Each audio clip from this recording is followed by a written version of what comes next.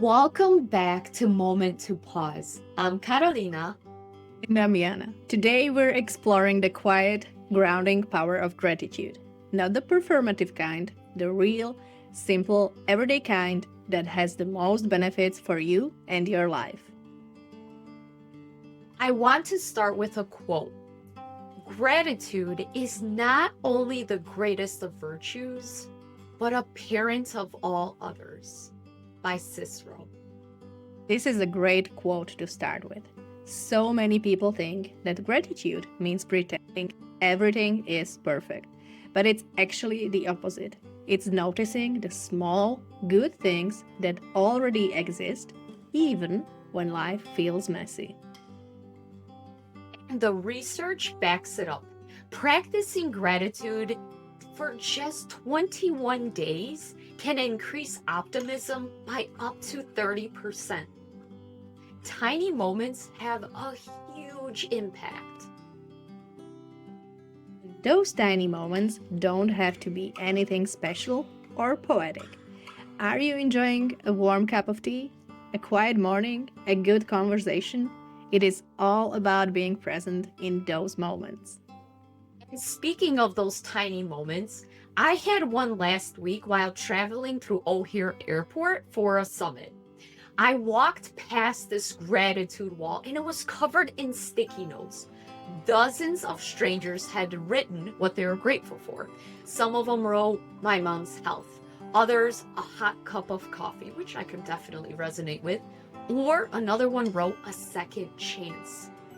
I just stood there reading note after note and I thought to myself, if I added one, what would I write?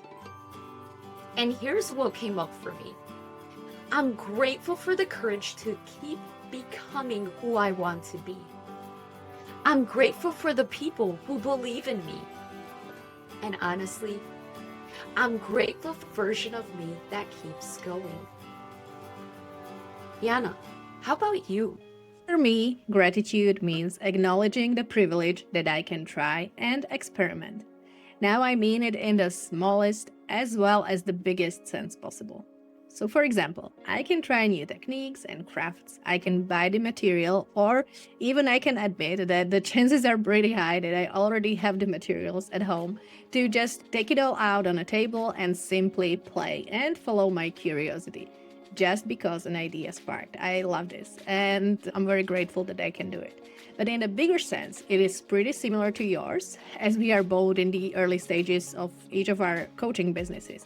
I am so grateful that I can invest my time and effort in this idea that I have this huge conviction in. And I'm extremely grateful for the people in my life that support me and believe in my dreams, even in the phases when I myself struggle, because this wouldn't be possible to even try without them. That moment made me think about how important it is to not just notice gratitude, but actually capture it so that we don't lose it. So before we move on, I want to share something that inspired my own gratitude practice. On Oprah's list of favorite things one year, she included a gratitude jar. And it's just a simple jar where you place notes for what you're grateful for.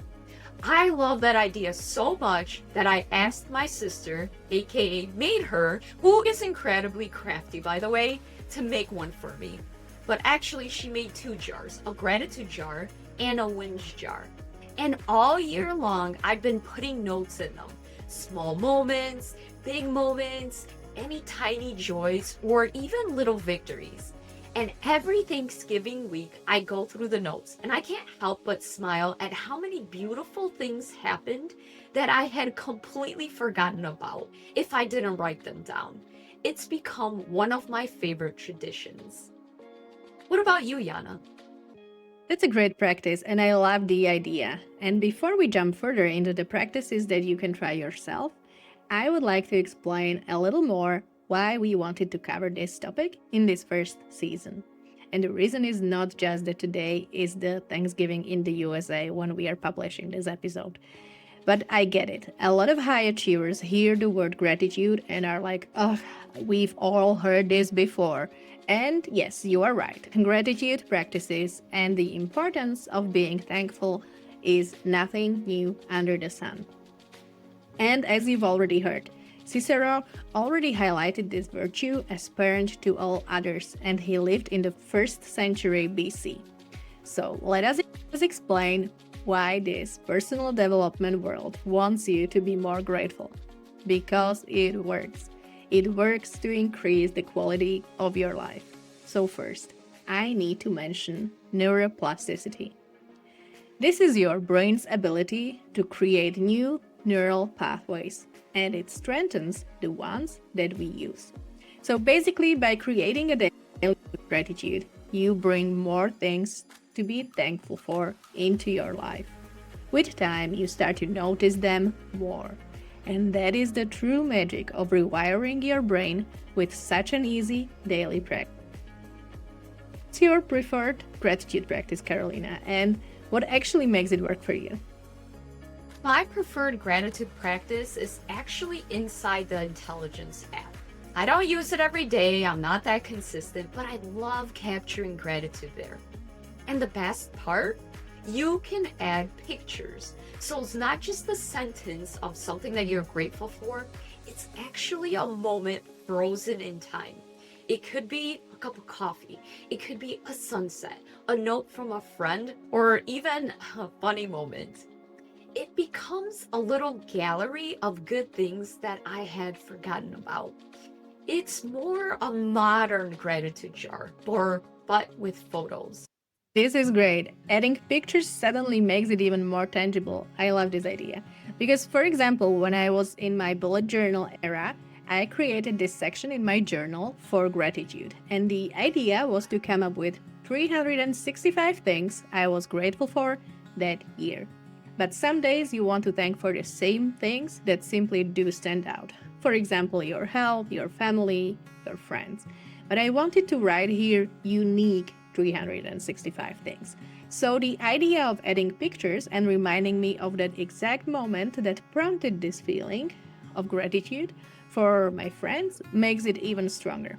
So, of course, you can always dig deeper and be more concrete, and I'm sure you can find a unique thing every day for a year. But the daily training would also help you with that because of the neuroplasticity that we've already covered. The biggest benefits of being grateful is that this rewiring helps with the positive interpretation in your day to day life, making it easier for your brain to notice what's working instead of focusing on what's missing.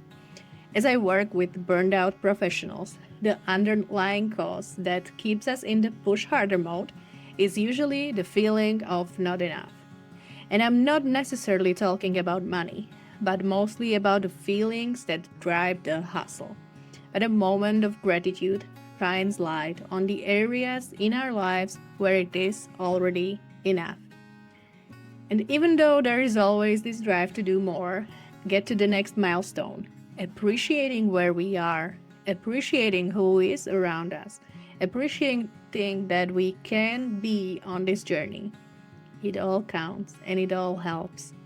Growing forever without reflecting on the journey is pointless, because this way the place you are currently at is always less than the one that you want to get to. And that's why we need these moments to pause and look also a little bit back. What we've achieved, thanks to whom, thanks to what. So, what I also cover in my course on positive self talk, and I always tell people to start with this simple practice because this will help them start with noticing more of the good things in their lives. And it is to write 3 things every day. One thing that you are grateful for, one thing that made you smile, and one thing that you like about yourself. I can even link a cute template, if I may say so, myself, that I've created for my students to fill in every day. It's called the Weekly Spreadsheet of Positivity, and it also covers gratitude. But anyway, you don't need anything special. Just pen and paper or a finger and an app, and one small moment. So we've already covered some practices. Is there a practice, Karolina, that you did not vibe with? The one gratitude practice I absolutely could not stick with, the whole write 10 things you're grateful for before coffee routine. I tried it maybe once, maybe twice, but I just couldn't. I need my cup of coffee before I'm grateful for anything. And honestly, day after day, the list started sounding exactly the same. Coffee I didn't have yet. My bed. The coffee I'm going to have right after I write this list. It became so repetitive that I actually eventually stopped. 10 was way too much. So I have no idea how you did 365, but at least that was in a year time frame. 3 feels a little bit more manageable and feels way more real. So now I stick with just 3, either in the intelligence app or at least weekly with my gratitude jar.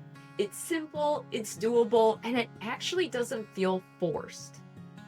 And that is actually the point, because one misconception that I get a lot from many type A personalities is, but once I'm grateful, I lose my drive and I stop striving for more. I'd be stuck here and I want more from life. Okay, I get it, but here's 3 things I need to cover here. Appreciating what you already have doesn't take anything away from you.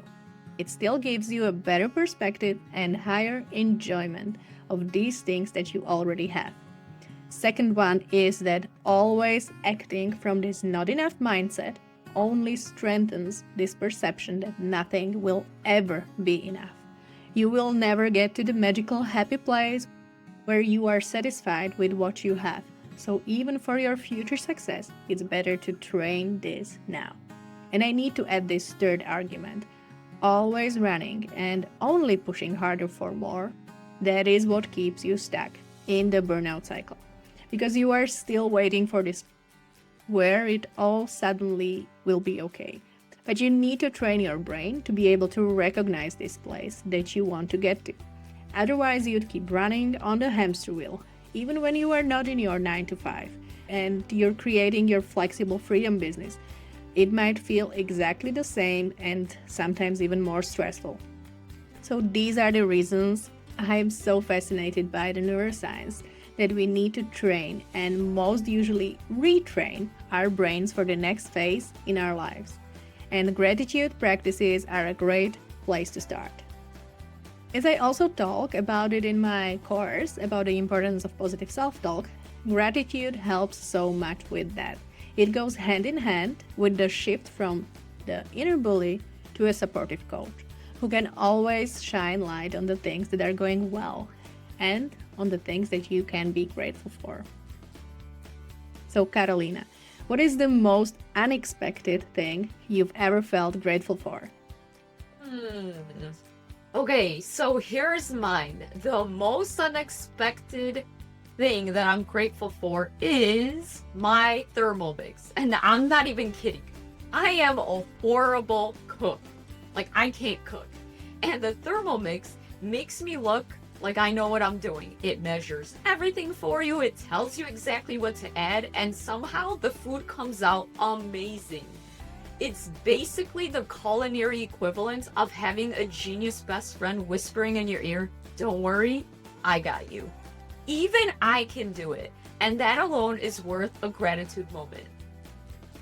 It's amazing how simple things can bring such comfort, but moving from culinary creations to life's tougher moments, how has gratitude shifted your perspective in challenging times? One shift that helps even in hard times is to look at the situations like, okay, a few years back, I'd be so happy to have these problems. So it is not always trying to look away from the problems that you are facing and hide them behind the things that you can be thankful for. But this is about shifting the perspective and opening your mind to the facts that even when life is hard, there is so many things that are going well. And you yourself are appreciating the growth that you can see on your own journey. It helps to shift not just the perspective, but your identity and your inner voice. So it helps with motivation, mood, and even emotional balance to be able to see the things that are going well. Gratitude has this incredible ability to anchor us, especially when things get tough. In challenging times, focus from what's going wrong to what's still right. And that can be incredibly grounding. It's like a mental reset button.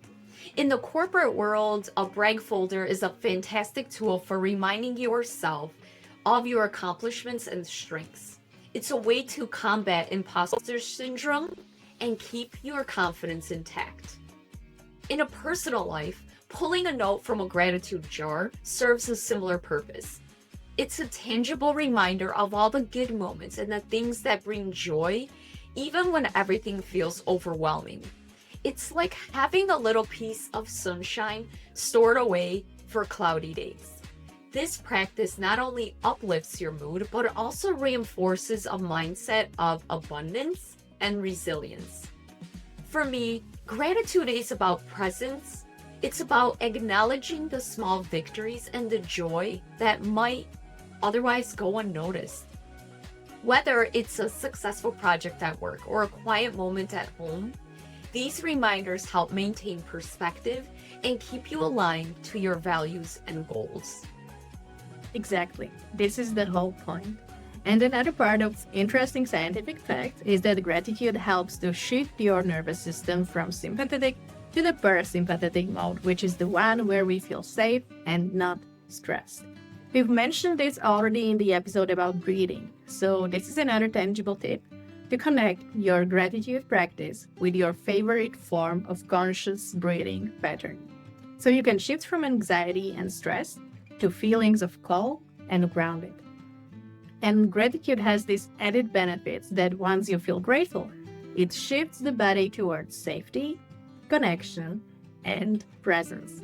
Because negative emotions like anxiety, fear, or hopelessness require either threat activation, comparison, or self judgment. And so you cannot feel both these positive as well as these negative emotions at the same time. So now you hopefully get a little bit more why we are bringing this episode to you and the importance of gratitude, because it can become a life-changing practice. So let's try something together. Let's slow everything down together and practice. You can close your eyes for a moment. Think of one small thing today that brought you comfort or joy. Now mentally thank that moment. No pressure to feel anything, just acknowledge it. Slow inhale. And a long, soft exhale. Let your shoulders drop. Let your chest soften. That's gratitude. A tiny pause, a tiny noticing, a tiny thank you. So here's your invitation for this week. Choose one ordinary moment a day to just appreciate. Just one. These small practices create big shifts. If you want to go deeper, check out the Gratitude Diaries by Janice Kaplan. It's a fantastic resource that explores how living gratefully can transform your life. This shows how gratitude changes the brain, your energy, and even how you experience stress. Think of one thing you're grateful for right now. We are so grateful that you are here, truly. See you next time. If you enjoyed this episode, you can easily connect your gratitude practice with journaling. And if you're not sure where to start, watch or listen to this episode next.